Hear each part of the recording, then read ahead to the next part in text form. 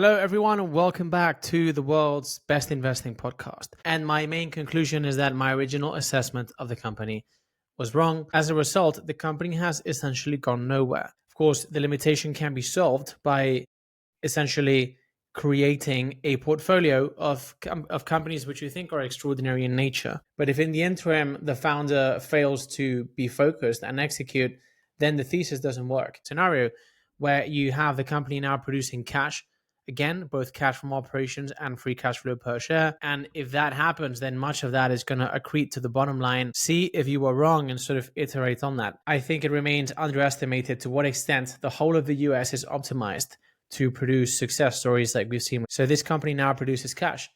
And if indeed, as they say in the call, customers are loading up on UiPath agentic workload. So now UiPath is enabling all the customers to use agentic stuff and so forth. That is likely to increase revenue and have much of the additional revenue accrete to the bottom line, because this is going back to the singularity scalar thesis, which is once you have a company which has an absolute data advantage, more and higher quality data for a specific task than anyone else, if you just plug the new models as they come out, you are able to deliver more and more value at a marginal cost. So that is the fundamental asymmetric nature of the scenario going forward. As I said, it very much depends on whether Dines executes or not, which now I would definitely put more in question than I did a few years ago when I wrote my original deep dive.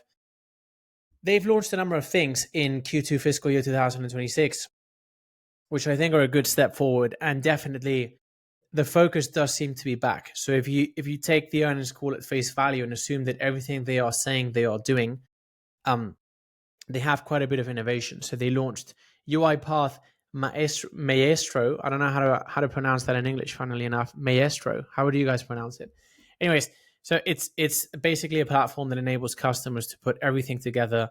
So the automated clicks, the agents, and then the humans involved in processes and everything, and sort of orchestrate the operation to maximize efficiency. That's interesting. Simultaneously, as you can see on the screen now, customers with an annual recurring revenue of more than $100,000 per year and more than $1 million per year actually going back up again. So the customer momentum is there, which would suggest that indeed the customer focus is back and the process power is back. Again, what I don't like is just the idea of betting on a team that has lost focus for a bit. Sometimes this happens for personal reasons. Life is hard, and I have a lot of empathy for that. But as investors, we're not really forced to bet on anyone, right? So I think you want to bet on essentially psychopaths that never stop executing, if we're totally blunt, right? Another good data point from this earnings call is that UiPath has finally launched semantic automation. It's now generally available for customers, as I speculated a few years ago.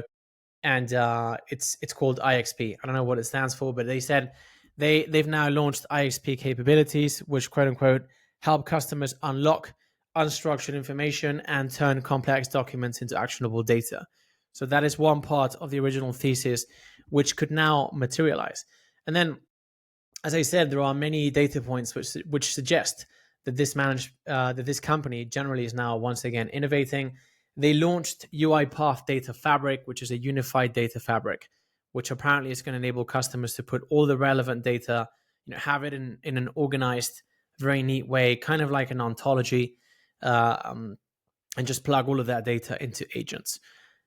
If you've seen my CrowdStrike thesis over time and my original deep dive and everything, the essence of success for CrowdStrike has been their lightweight agent, which basically enables them to deploy their solution faster and cheaper than other competitors, which then enables them to acquire more customers, capture more data, and improve their AI. And from their AI, they can launch more and more modules faster and cheaper and everything. And that's how CrowdStrike has become a free cash flow machine. So interesting direction.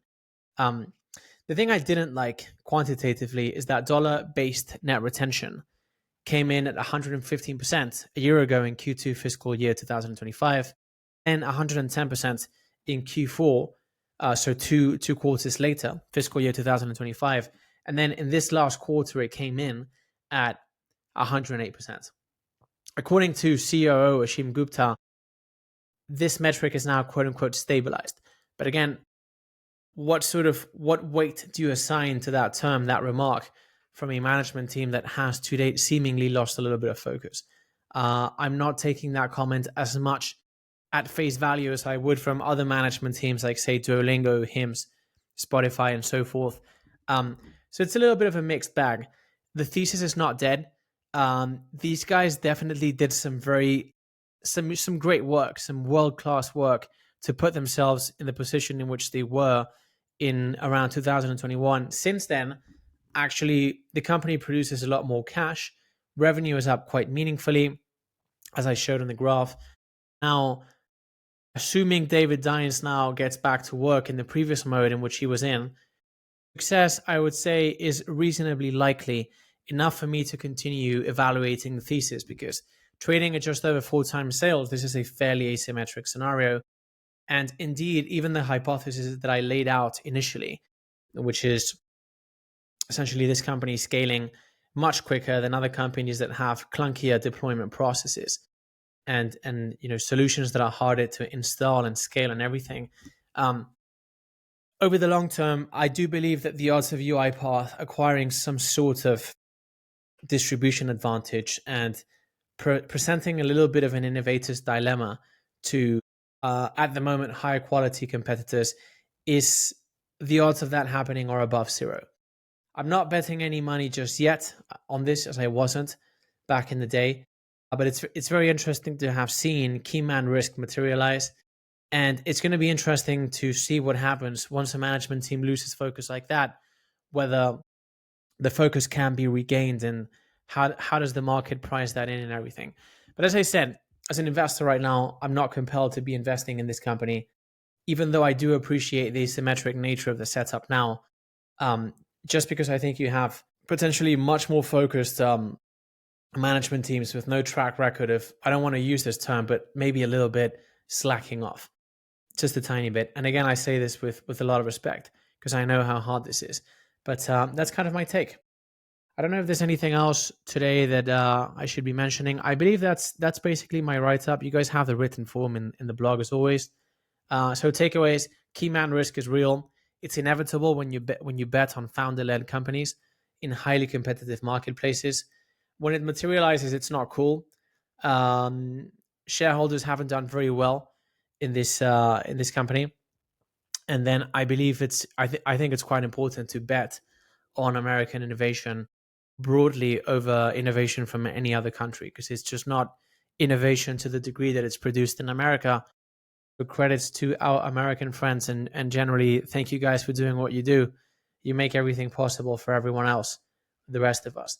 So guys, thank you very much for joining me. As always, if you enjoyed this update, could you please share this video with one friend whom you think will enjoy it? Guys, super grateful for you being here. Thank you for your comments. Thank you for your likes.